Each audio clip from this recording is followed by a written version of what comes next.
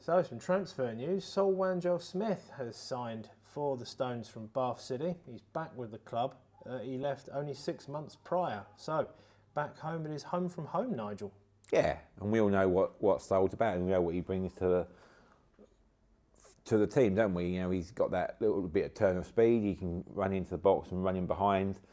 You know, I know he's been one very much sort of like when he's had conversation with us. He's, you know, if he wins a penalty, that goes down to the assist that he books. Oh yeah, so we know what these players are like. They're very fastidious for these things, aren't they? Yeah, exactly. And quite rightly too. And that's something that he's got in his locker, isn't it? So, I mean, even George mentioned it in the KM before the Bath game. You know, they know what he's about. So, you know, it's not about making that challenge and trying to, because referees will call it. If you're on the blind side and you just sort of run with a player and coming together, 9 times out of 10 you're going to win a free kick or a penalty or whatever. So, and as well, the good side of that is that we've now got players that can take free kicks. I mean, we saw Charlie Seaman at Torquay, didn't we? And Ben Brooks can strike a free kick, and you know, so we've got these dead ball specialists now that can, you know, even Sam Corn can put a good delivery in there. So, you know, it's just an added threat, isn't it? And we know what he's about, and I think from his point of view, it's just a little bit of unfinished business. Yeah. So in goal, Joe Wright signed from Galway United in the summer, having previous experience in South with Bath City. Finlay Weston signed from Aldershot back in July. And despite only being 19, Finn Holter is in his 4th season with Eastbourne, getting his first starts for the club this season. So Nigel, Adam Murray found his new number 1, Joe Wright, in the summer. He's had a pretty good start to the season so far, hasn't he? We've said it in many of these previews. Your number 1 is your core and your backbone to everything that you can achieve. And we know they went full time beginning of last season, and it didn't really work out from them. He just sort of avoided relegation in the last few weeks of the season. But you know, they've hit the ground running. Not getting the ground running, because I don't mean there's any team that's really taken it by the metal and run with it, but. You know, they've been up there for the majority of the season and they've just been consistent. And we've said it before, haven't we? The team that's going to win this league is just going to be the team that's going to be the most consistent. And at the moment, they're proving to be one of those teams. Yeah. So in defence, Scott Leslie is in his 2nd season after moving from St Albans back in 2023. Isaac Pitblado joined from Hampton and Richmond in the summer. Dan Quick, another one with a name from my 1976 Roy of the Rovers annual. He has already made more than 50 appearances for the Sports after coming through the Palace youth ranks. Moussa Diarra signed permanently from Barnet in the summer after a loan spell with Eastbourne in the second half of last season. David Cisse had 11 years at Watford to start his career. He signed from Weymouth last season. Freddie Carter signed from Gillingham at the start of last season, having initially come through Eastbourne's youth academy. Delwyn Duar has yet to feature this season at time of recording. Piers Bird scored the 3rd best goal of the afternoon back on Good Friday when the two teams last met.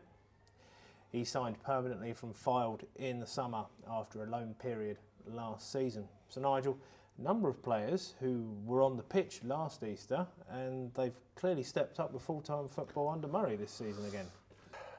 You know, just going through the names, I think Dan Quick was one of the ones that was sent off, wasn't he? Had 2 players sent off. I was going to say, it was a number, yeah. I'm sure he was one of the players that was red carded that day. Yeah, and then, as we say, that goal from Bird, sorry, I know it was a cracking goal, wasn't it? Do you know, he just called it sweet as a nut, and it's like one of those that you know it's hit the goal as soon as it leaves your foot. Obviously, Maidstone did come out on top that afternoon, but yeah, it's probably, you know, they've settled in now, haven't they? I mean, Adam Murray came in midway through last season, and he's kind of started to get the players in he wants to get in. He's used to working in that full-time model. So again, you've got to get players in that are suited to that. Yeah. And you know, you never see that a team suddenly goes full-time and then they're suddenly up the top of the league. It's always going to be a 2 or 3 year sort of process, isn't it? So I know we saw that with Altrincham as well, for example. Exactly. The season we had National League up against them very first game. Exactly. And they've slowly built as well for that transition. That's it, exactly that. And you know, you just get better players in. You know, your players go on to a higher level, and then you get players in, better players from the youth academies from the local area. So yeah, it's all about that stability, isn't it? I mean, we've talked in other previews about newly promoted teams and getting that blend of youth and experience. But if you've got that experience in that club and you can build it up and you're used to your surroundings, and like you say, a lot of the younger players they've got back that have been in sort of like the youth academies in Gillingham and that they've now come back to the local area and you know they're thriving. So the midfield consists of Brad Barry, club captain. He's in his third season with the Sports. Jack Clark is in his second season at Eastbourne, having signed from Chesterfield in 2023. Michael Class is the first of today's former Stones against the Stones. He made his Stones debut against his current employer back in March in that 5-1 Stones win. Charlie Gibson, a youth product of their academy. Dominic Odosanya, another one on the list, former Stone against the Stones. He had 3 years with us and featured heavily in the title-winning side in 21-22.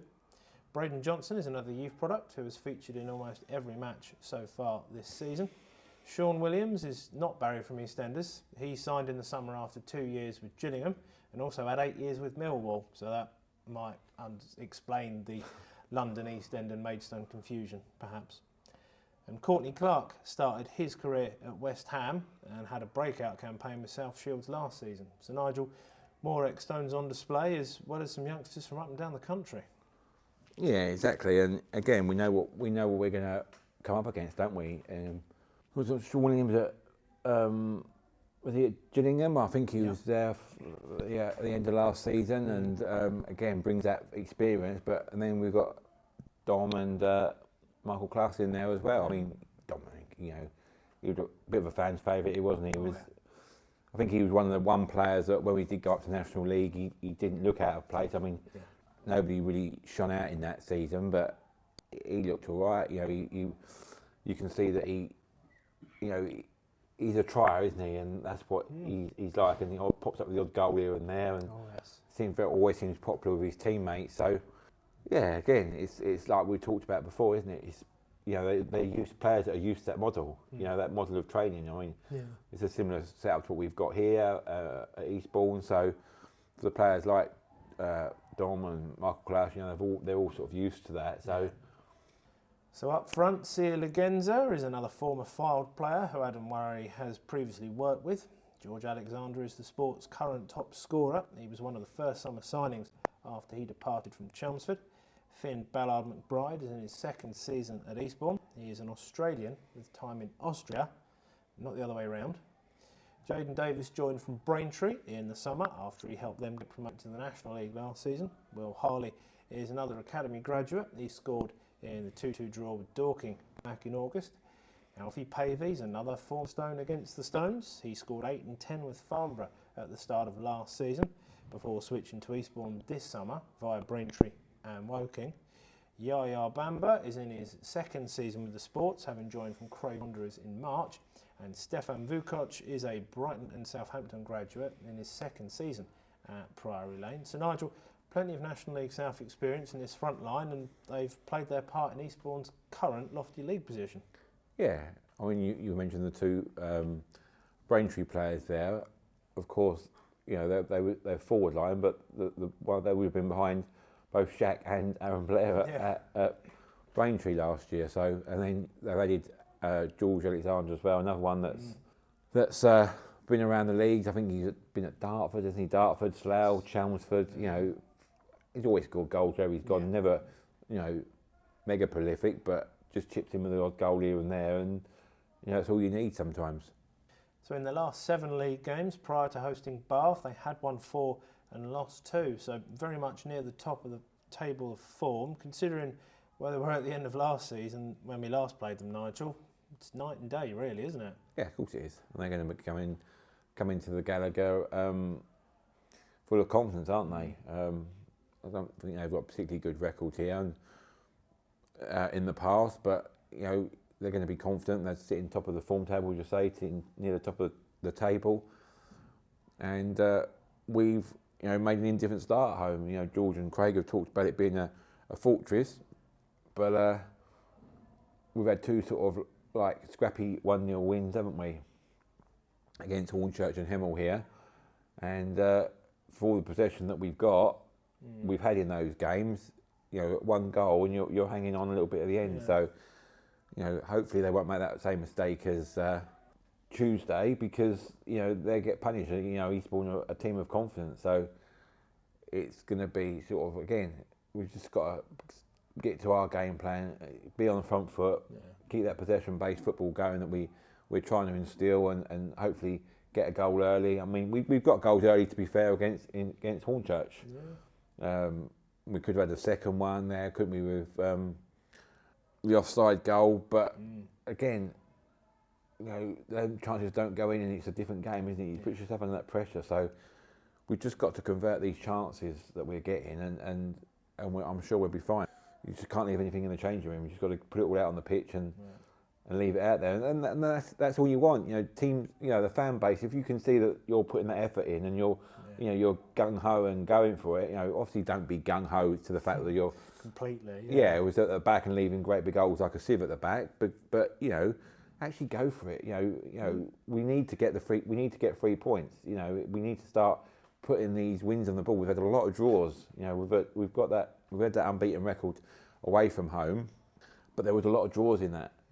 So again, sometimes it's better to have two wins and a loss rather than 3 draws, isn't it? So let's just go for it. Let's really put a statement out and put on a show and show the rest of the league what we're about.